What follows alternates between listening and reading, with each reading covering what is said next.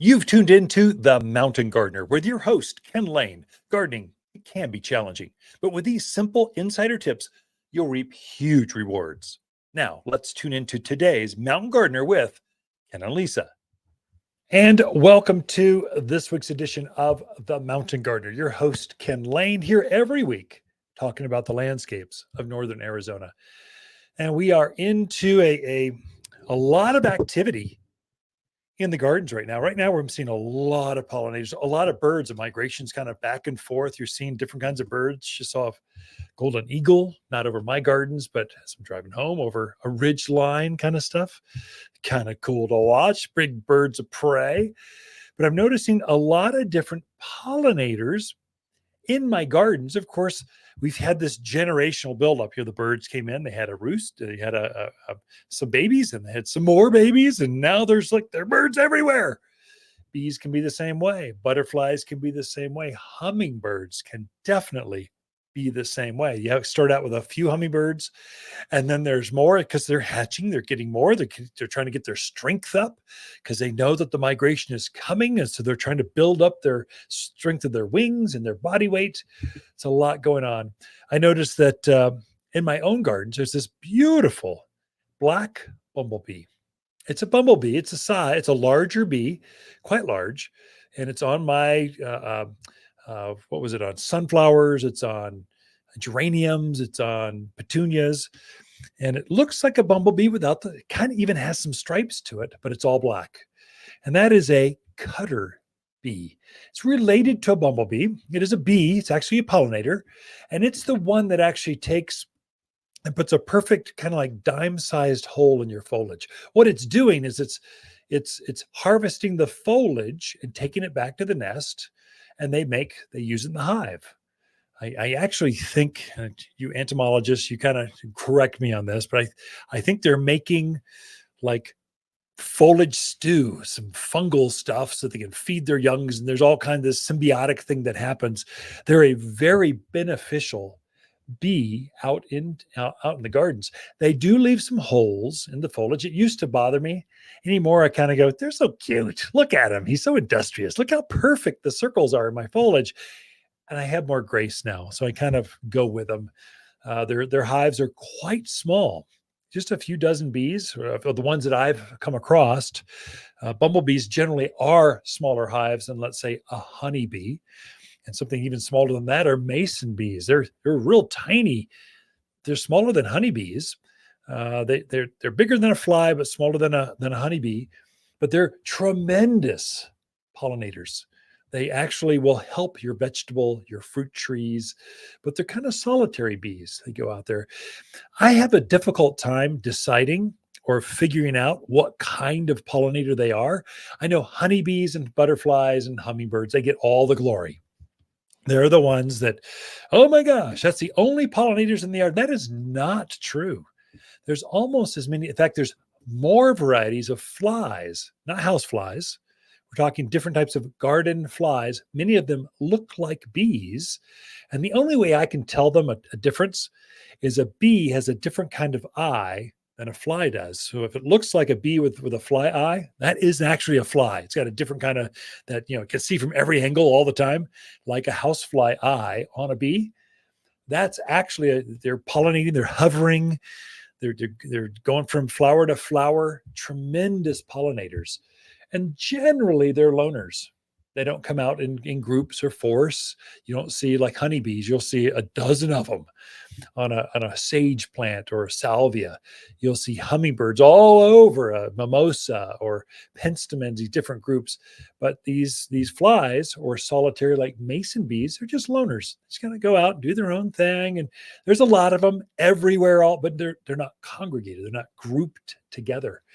And so there's a lot of activity, kind of crescendos. It builds up through really the end of October. So it'll be glorious, lots of activity. And then sometime in October, the days will start getting shorter where there's some kind of trigger that goes off. A good trigger, not a bad trigger, for the wildlife in your yard where they'll start hibernating or they'll start migrating. They'll start taking off. So your hummingbirds will be coming. They'll just be where they all go. There's a few always on those feeders, but you'll notice there's quite a few less, or you'll see some different ones. So I encourage folks to keep those feeders, whether it's a hummingbird feeder or just a regular bird feeder, keep those during this migration pattern. They are critically important. That's the most important time that you can take care of your gardens and the wildlife in your yard, because they're moving around. And so the hummingbirds and birds, just in birds in general, they're up north, they'll start traveling this way and they get tired and they need a place to rest. And if you've got a beautiful garden, you will notice an impressive number of different kinds of birds, different kinds of hummingbirds coming to your feeders and going, you're naming them. Oh, there's old Rufus. He's gone now. But we've got a different one coming through, and you'll see the personalities change around the feeders. It's kind of fun time. So keep those feeders up. They need you to help them get to where they're going as they migrate south at this point. And so we are on this central part, whether you're tuned in from Sedona or Camp Verde or Paulden or Hillside, Kirkland, Skull Valley, Prescott Valley. All of us are on the migratory path because we've got the water source.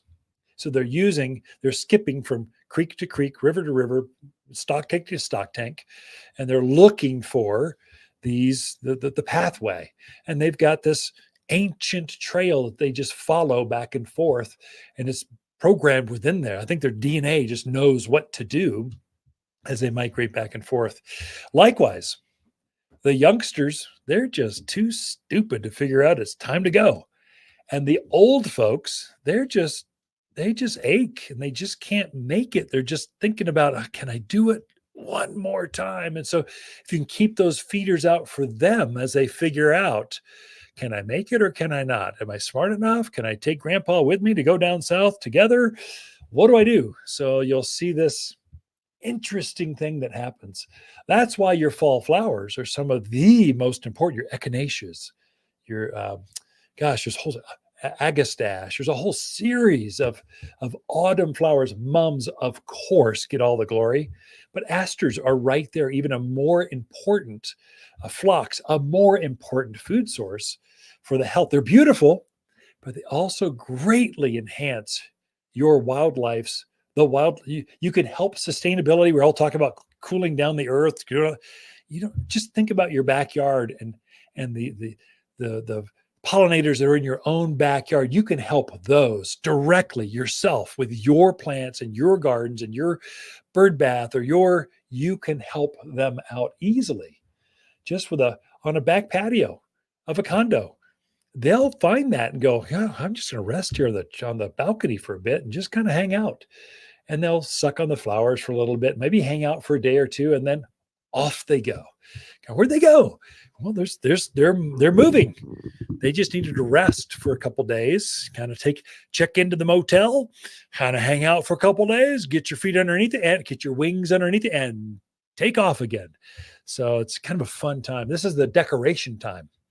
I think of autumn as a time. It's a time to rest. The gardens are full. You're good. Yeah, I can accessorize with some pansies. They're in some mums. Yeah, some fall winter vegetables, fall autumn vegetables. Yeah, that's good. But the bulk, I'm not like rototilling the entire garden. I'm not getting everything. Everything's going in. You're spot treating a few flowers back and forth. You're filling in with a few extra vegetables, kind of take you through the end of the year, and you're accessorizing with some color to help the wildlife that's out there that's going through your gardens. So it's kind of such a pleasant thing. And so I wish it was just 5 degrees cooler. That'd be like perfect. Oh, although waterfall going to the backyard, the pond kind of floating around, sitting on the back deck, right at canopy level of the mimosas, watching the hummingbirds and bumblebees kind of pollinate all the flowers at the top of that tree and all the color and activity down below. It's kind of a delightful time. Autumn gardens are the best, and you're by no means limited to, I'm out of time. No, there's a whole series of plants that just love to be planted this time of year. And it starts with the number one, mums, but then aspens and then maples, and then there's butterfly bushes, all these others that can also go out in the garden. Water's garden companion plants for September are raywood ash, Russian sage, pampas grass, and gold flame honeysuckle. Gold flame honeysuckle is the perfect vine to cover a trellis, arbor, or a fence. Also works well when pruned to form a dense shrub. Purple to deep pink flowers open to sweetly fragrant golden yellow flowers throughout summer and fall. Deer and javelina proof and oh so easy to grow. Shop the most fragrant vines in-store or online at watersgardencenter.com. For a more fruitful garden, increased success in the landscape that just feels better, then tune in daily to the Mountain Gardener podcast. Subscribe through your favorite podcast streamer or visit watersgardencenter.com. Better yet, visit me directly right here at Waters Garden Center. Thanks for tuning in.